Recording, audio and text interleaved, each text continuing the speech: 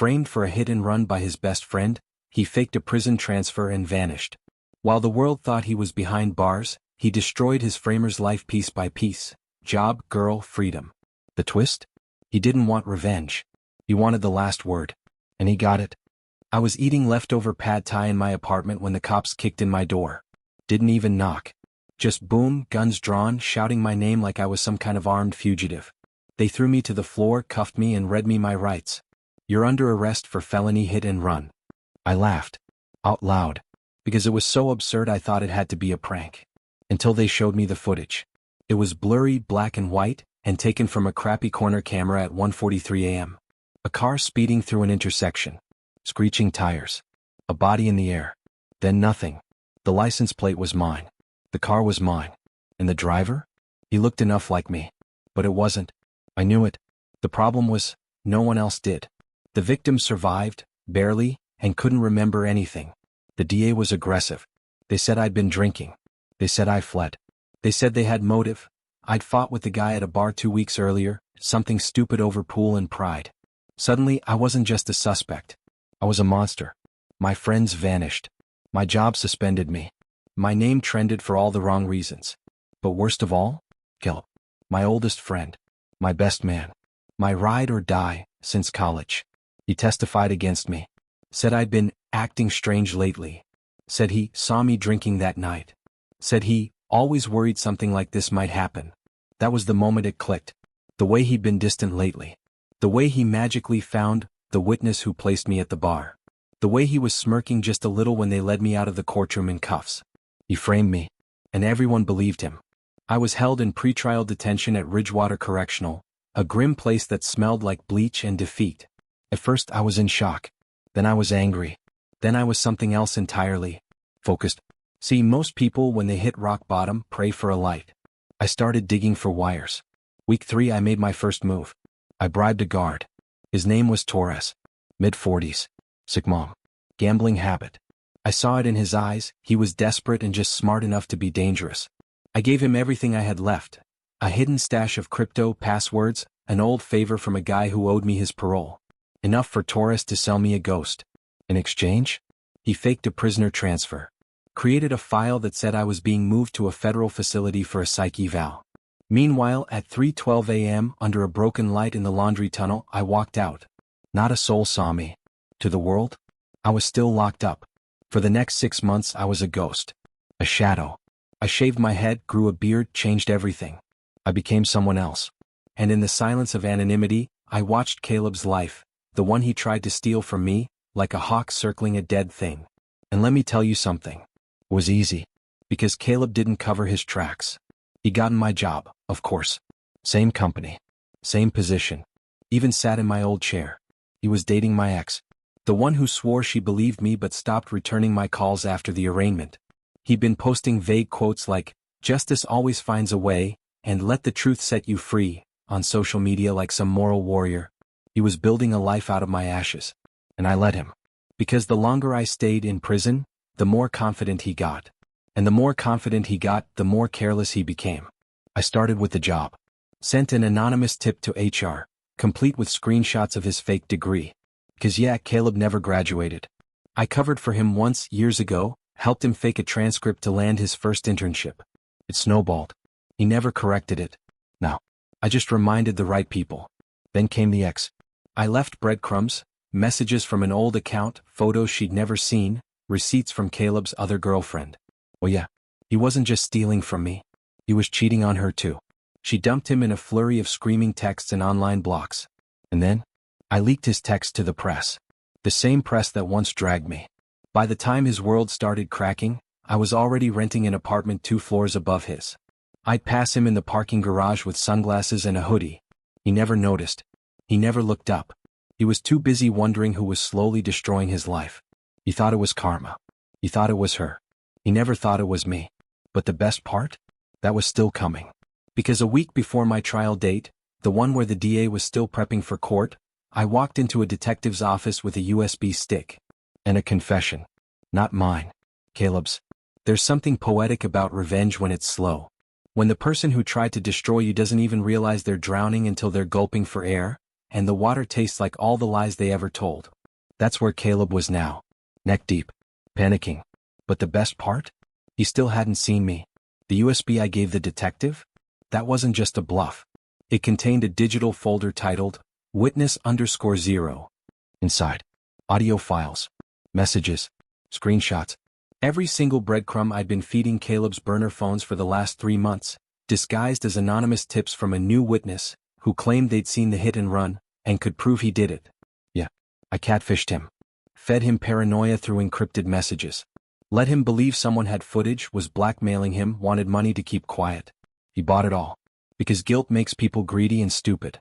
I posed as the anonymous blackmailer, complete with a fake backstory and a deep fake voice modulator. Every week I asked for more details, more clarification, more proof that he was innocent. And Caleb, the idiot, kept trying to out-clever his own conscience. Which is how I got him to say this. No one saw me get into the car, okay? The footage is too blurry, there's no prints, and he's in jail. Just shut up about it. And later. It wasn't supposed to go that far. I just wanted him out of the way, not... Forget it. That was all I needed. But I didn't stop there. The files also contained a video. A compilation actually. Of all the pieces I'd collected. Caleb removing the plates from his car the day before the crash. A time-stamped clip of him walking back into the bar that night after the time he claimed I left. Credit card records showing he paid the bill 2 minutes before the hit happened, 4 blocks from the scene. And the cherry on top? A screen-recorded FaceTime call he had with someone, probably one of his side chicks, saying, "I still can't believe they locked up that idiot." Easiest framing ever. Game over. The detective didn't ask who I was. Not yet. He just stared at the monitor like someone had handed him a confession wrapped in gold. "This is real?" he asked. I shrugged. Anonymous tip. Maybe someone out there wants justice. He nodded. And I walked out before the question started. I still had one more play. The trial was set for Friday. I waited until Thursday morning to send Caleb a message from a fresh number. "You should skip court. It's going to be awkward." Then I leaked the entire audio file to a crime blogger who loved ripping into wrongful convictions. The kind with a rabid fanbase and zero filter. By noon, the hashtag free the wrong man was trending. By 3 p.m., news trucks were circling the courthouse. By 7 p.m., Caleb was nowhere to be found. Court the next day was chaos. The DA looked like she'd been hit by a truck. The judge ordered an immediate halt. My public defender, who hadn't even met me because I wasn't available, stood there blinking in confusion. And then, the prosecutor played the audio. Out loud. In open court. People gasped. I wish I could have seen Caleb's face. But he wasn't there.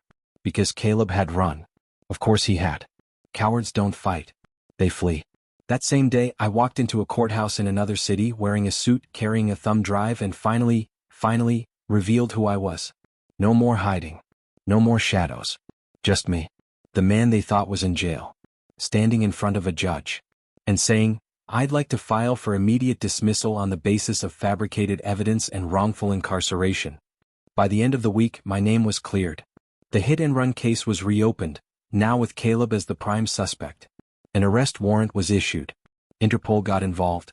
His passport? Flagged. His bank accounts? Frozen. And me? I went home.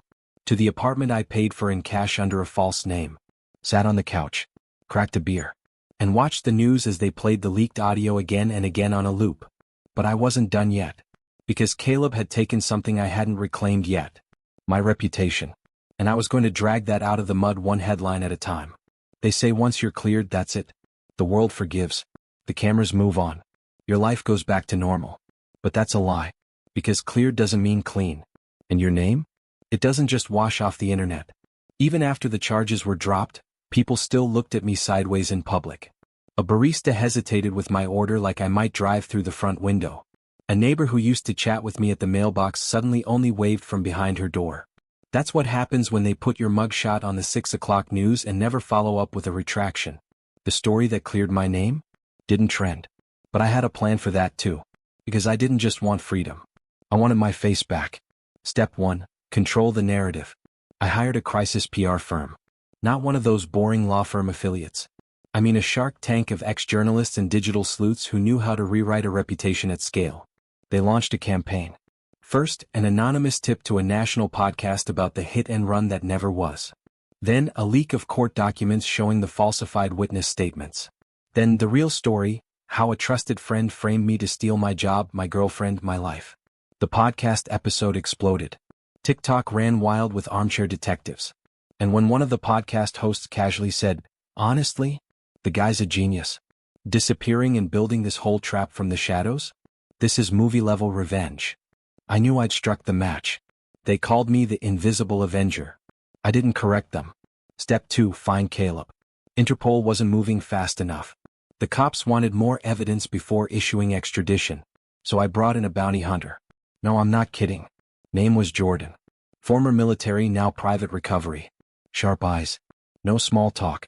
She had him tracked to Costa Rica in under a week. Living in a borrowed villa under the name Brandon Shaw. How poetic. He wasn't just hiding. He was playing me again. But this time, I was coming to collect. I flew down under a false name, rented a house half a mile from his. Watched for 3 days. Watched him sip cocktails by the pool. Watched him flirt with the housekeeper. Watched him laugh. Like he hadn't ruined everything. Like he was still untouchable. And then I sent the text. "Enjoying the villa, Caleb? Thought you hated the heat." Panic. I saw it ripple through him. He scanned the property. Turned in circles. Checked his phone. Dialed someone. And then, he packed a bag. Too late.